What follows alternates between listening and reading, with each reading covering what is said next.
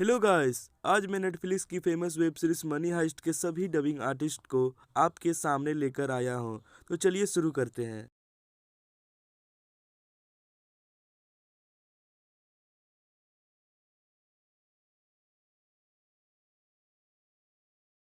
तो सबसे पहले हम प्रोफेसर और रॉबर्ट्स की हिंदी वॉइस को सुनते हैं।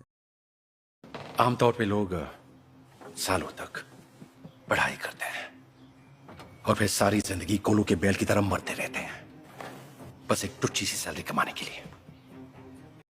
तो 5 महीने क्या है, मैं इस प्लान के बारे में बरसों से सोच रहा हूं। लेकिन अब रूल में कुछ बदलाव किए गए हैं इन कैदियों को औकात में रखने के लिए। परेशान होने की जरूरत नहीं है, जनता की हमदर्दी हमारी तरफ है, कुछ नहीं बदलेगा। और जब तक इन्हें पता चलेगा कि इनमें से कोई गायब है, हम जा चुके हों। देख मोनिका, तेरे को तेरा काम नहीं जमता है और इस काम के अलावा तेरी कोई लाइफ नहीं है, तो ऐसा क्या है जो तू कर सकती है? जुम्बा। अरे तो यही तो पॉइंट है ना, तेरा क्लब जाना बंद हो जाएगा, तू पार्टी नहीं कर पाएगी, तेरा हर प्लान वो बच्चा वरना क्या कर लेगा?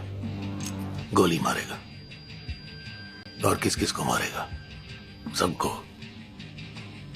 अकेला रह जाएगा तू यहाँ पे। मुझे एक सिक्योरिटी सिस्टम हैक करने को कहा गया था, फिर पता चला वो किसी रईस का घर था। जहां पर चोरी हो गई वहां पर मैं था ही नहीं, हालांकि कोई नहीं था। पर सच कह रहा हूं, हैकिंग किसी 9 to 5 जॉब से तो कहीं ज्यादा कूल थी। कम से कम यहां चोरी करने से तो बेहतर ही। कोई इतना तेज जिसे सिर्फ सुनने का मन करे, फिर किसको पढ़िए वो अमीर है, गरीब है, बदसूरत है। जब कोई ऐसा बात करता है तो अंदर आग लग जाती है। असली मजा तो अब शुरू होगा। तो अब देर किस बात की है, हो जाओ शुरू। हर 3 घंटे के बाद मशीन की इंक और बाकी चीजों की मरम्मत की जाएगी। फर्क बस इतना है, इस काम का आपको पगार नहीं मिलेगा। एंजॉय। 2 बिलियन यूरोस जो हमारे पास ना है, पर 1000 यूरोस हमारी जेब में थे। मैं 5 महीने से बिना तनख्वाह काम कर रहा से, पर मारे घर मन्ने पैसे भेजन पड़ता से। थारे लिए 1000 जरूरी ना है, पर हमारे लिए बहुत जरूरी। अब देखते हैं होस्टेजेस को हिंदी में आवाज किन किन वॉइस आर्टिस्ट ने दी। माफ कीजिए सर, मैं आपको परेशान नहीं करना चाहता, लेकिन यहाँ पर कुछ लोग हैं जो दिल के, शुगर के मरीज हैं, प्रेग्नेंट औरतें हैं, बूढ़े लोग हैं, कुछ बच्चे भी हैं।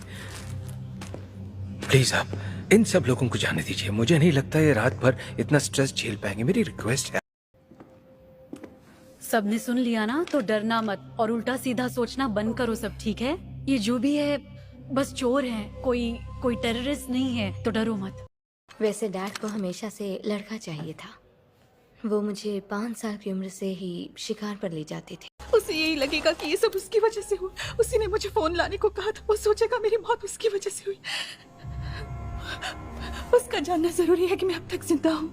मुझे अब ठीक लग रहा है और कोई परेशानी भी नहीं है। मैं बाकी लोगों के साथ रहना चाहती हूँ।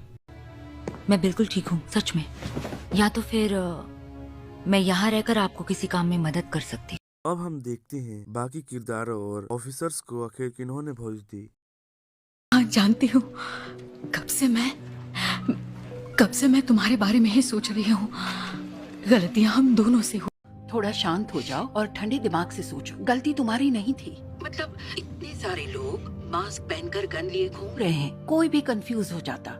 रकेल, मैं नहीं जानता इसके शरीर पर ये घाव कहाँ से आए, मैंने नहीं किया ये। रकेल, ठीक है, बंद करो ये सब, मैं कंप्लेंट वापस लेता हूँ। मेरी गाड़ी में 9 mm की पिस्टल है, लेकिन सच तो यह है कि उसके बावजूद मुझे नहीं पता कि मैं अपना ख्याल कैसे रखूं। ये टनल 7 महीने पहले प्रिंटिंग प्रेस की गर्मी निकालने के लिए बनाई गई थी, अभी तक बनी नहीं है। इसका काम चल रहा है, पता नहीं कहाँ तक बनी है। ऑफिसर गार्सिया लोबो है ना, इनके साथ मैं खुद जाऊंगा। मैं बस उन्हें चकमा देकर मैटर खत्म करना चाहता था, पर अब मैं जान माल का नुकसान नहीं चाहता। अच्छा होगा तुम भी पेशेंस रख के समझौता करो। रकेल, मैं एक फायर आर्म एक्सपर्ट हूँ। मैं अंदर गया तो बता सकता हूँ कि कितनी गन्स हैं अंदर, किस तरह की हैं और उसमें से नकली कितनी हैं। और साथ ही ये भी बता सकता हूँ कि असली चोर कौन है। सीजन 3 से जुड़े कुछ नए कैरेक्टर्स और सीजन 4 और सीजन 5 के सभी किरदारों की हिंदी आवाज को देखते हैं। बढ़िया। मेरे प्यारे दोस्तों, मेरा नाम है पलेर्मो और मेरे पास आपके लिए 2 खबरें हैं, एक अच्छी एक बुरी। बुरी खबर यह है कि बैंक ऑफ स्पेन पर हमला हुआ है। और अच्छी खबर ये है कि हमला करने वाले और कोई नहीं, हम ही हैं। मेरा नाम बोगोता है। यहाँ सबसे मुश्किल काम हमारा होगा। हमें लगभग 65 डिग्री टेम्परेचर में काम करना होगा। समझ लेना तुम्हारा नर्क यहीं मिल गया है। हम 12, 14, 16 या 20 घंटे काम करने वाले हैं। मातियस कानू। नहीं मैम, तू यहाँ पढ़ने आया है क्या? मैम मैम कर रहा है? अगला वॉलंटियर है तू। मैं वॉलंटियर नहीं हूँ। मैंने कहा ना मैम, मैं वॉलंटियर नहीं हूँ। क्या नाम बताया तूने अपना? मातियस कानू। क्या? मातियस कानू। जब मैं जंग में था, एक डॉगी थी, हमेशा मेरे साथ थी, हर वक्त मेरे साथ थी।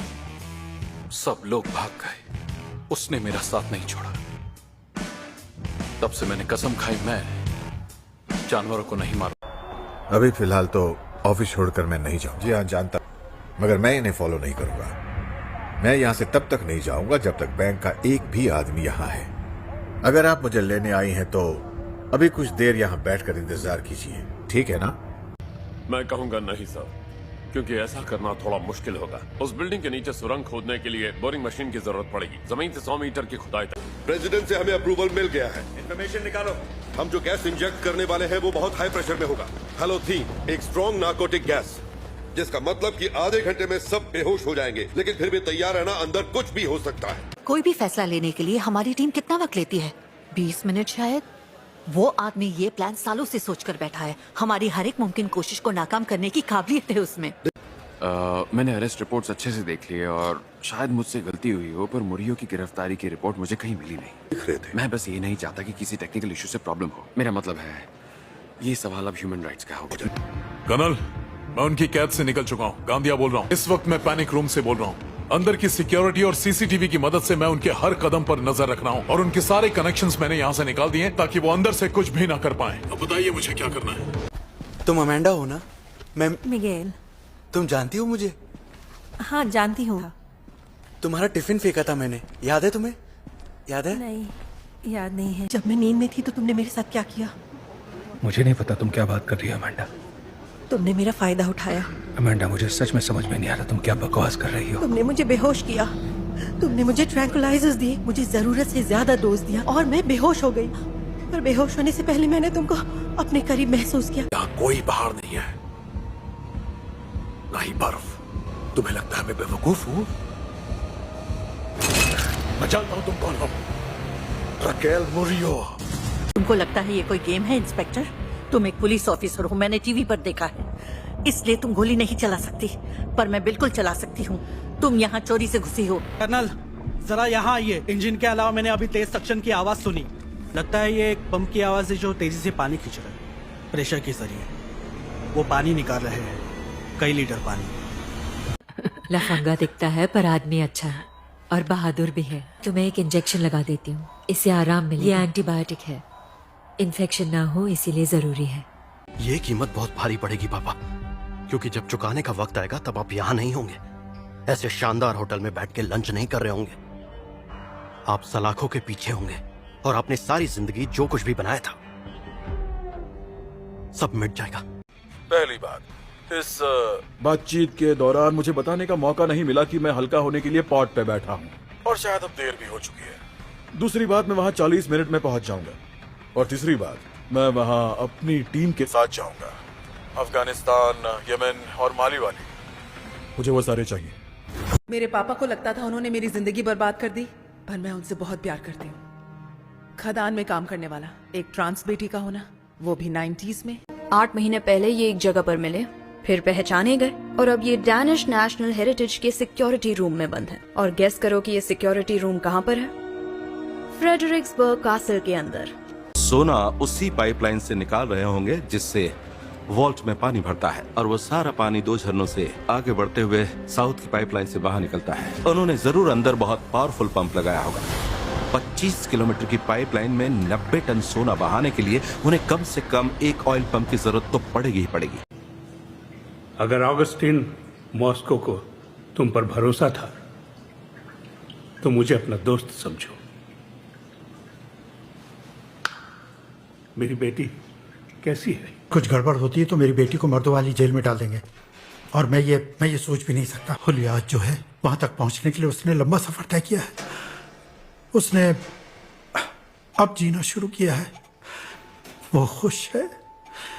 मैंने उसे इतना खुश कभी नहीं देखा।